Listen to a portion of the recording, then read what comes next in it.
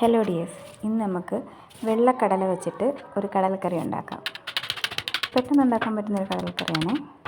ഒരു 6-7 വെളുത്തുള്ളി നല്ലോണം ചതച്ചെടുക്കണം. പിന്നെ ഒരു വലിയ കഷ്ണം ഇഞ്ചി. ഇതാണ് എൻ്റെ കട്ടിംഗ് ബോർഡ് കേട്ടോ.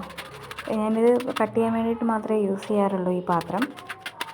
എന്നിട്ട് 2 സവാള, അത് നല്ല നീളത്തിലൊന്ന് അരിഞ്ഞെടുക്കണം. നമ്മൾ കടല നേരത്തെ വേവിച്ച് കുക്കറിൽ വെച്ചിട്ടുണ്ട് കേട്ടോ. ഒരു 5 വിസിൽ ഞാൻ വെച്ചിട്ടുണ്ട്, 4 or 5 വെച്ചിട്ടുണ്ട്. അത് ഞാൻ വേവിച്ച് വെച്ചേക്കാം. പിന്നെ ഒരു ചീനിച്ചട്ടി എടുക്കുക, അതിൻ്റെ അകത്ത് എണ്ണ ഒഴിക്കുക. വെളിച്ചെണ്ണയാണ് ഒഴിച്ചിട്ടുള്ളത്. പിന്നെ കടുകിട്ടു, പിന്നെ കറിവേപ്പില ഇട്ടു, ഇഞ്ചി വെളുത്തുള്ളി ചതച്ച് ഇട്ടു. പിന്നെ ആ സവാളയും കൂടി ഇട്ടിട്ട് നല്ല രീതിയിലൊന്ന് വഴറ്റിയെടുക്കണം. ഞാൻ കുറച്ച് ഉപ്പിട്ടിട്ടുണ്ട്. എന്നിട്ട് നല്ല രീതിയിലൊന്ന് വഴറ്റിയെടുക്കണം. കുറച്ച് നേരം അടച്ചു വെച്ച് കഴിഞ്ഞാൽ പെട്ടെന്ന് ഇത് വഴന്ന് വരും. ഈ സവാളയൊക്കെ നമ്മൾ തുറന്ന് വെച്ച് വേവിക്കുന്നതിനേക്കാളും എളുപ്പമാണ് ഇത് അടച്ചു വെച്ചിട്ട് വേവിക്കുക. കടലയൊക്കെ നല്ല രീതിയിൽ വെന്തിട്ടുണ്ട്. അത് കഴിഞ്ഞിട്ട് ഒരു തക്കാളി, അത് നല്ല രീതിയിൽ ചെറുതായിട്ട് അരിഞ്ഞ് വയ്ക്കുക.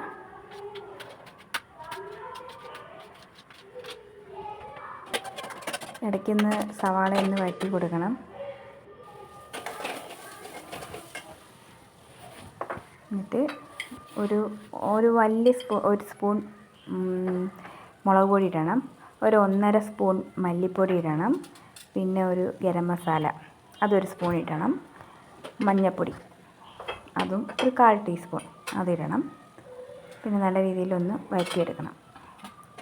പിന്നെ ഞാൻ ഇച്ചിരി കുരുമുളക് പൊടിയും കൂടി ഇട്ടിട്ടുണ്ട്, 1/4 ടീസ്പൂൺ. അല്ലെങ്കിൽ പിന്നെ നമുക്ക് അവസാനം ഒരു ഇച്ചിരി കൂടെ കുരുമുളക് പൊടി ഒന്ന് ഇടണം കേട്ടോ. ഒരുപാട് എരിവ് കാണത്തില്ല, ഇത് കാശ്മീരി മുളകാണ് കൂടുതലും ഇതിനകത്തുള്ളത്.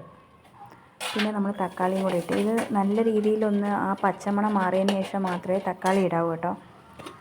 ഇത് നല്ല രീതിയിലൊന്ന് വഴറ്റിയിട്ട് ഇച്ചിരി അതൊന്ന് മൂത്ത് വരുമ്പോഴത്തേക്കും ഇച്ചിരി കടലക്കറിക്കകത്തുള്ള കുറച്ച് വെള്ളം ഉണ്ടല്ലോ, ആ വെള്ളം ഇച്ചിരി അങ്ങ് കൊടുത്ത് ഒഴിക്കണം. പിന്നെ കടലയിട്ട് നല്ല രീതിയിലൊന്ന് വഴറ്റിയെടുക്കണം. ഇത്രയേ ഉള്ളൂ നമ്മുടെ കടലക്കറി. നേരത്തെ കടല വേവിച്ച് വെച്ച് കഴിഞ്ഞാൽ നമുക്ക് എളുപ്പമുണ്ട്, പെട്ടെന്ന് ഉണ്ടാക്കാൻ പറ്റും. നമ്മൾ കുറച്ച് കടല എടുത്ത് മാറ്റി വെക്കണം. അത് നമുക്ക് മിക്സിക്കകത്തിട്ടൊന്ന് അരച്ചെടുക്കണം. കടലക്കറി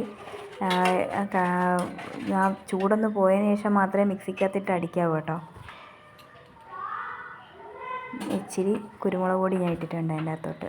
എന്നിട്ട് നല്ല രീതിയിലൊന്ന് ഇളക്കി ഇച്ചിരി കറിവേപ്പിലയും ഇച്ചിരി പഞ്ചസാരയും കൂടെ ഇട്ട് കഴിഞ്ഞാൽ നല്ല ടേസ്റ്റാണ്.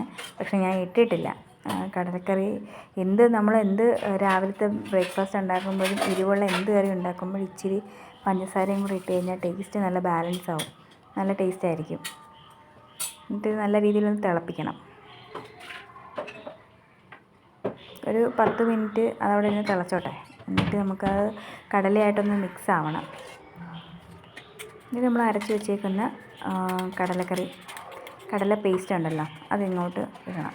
എന്നിട്ട് അതും ഇട്ടിട്ട് ഒരു 5 മിനിറ്റ് ഒന്ന് ഇളക്കണം. അപ്പോഴത്തേക്ക് നമ്മുടെ കടലക്കറി റെഡിയായി.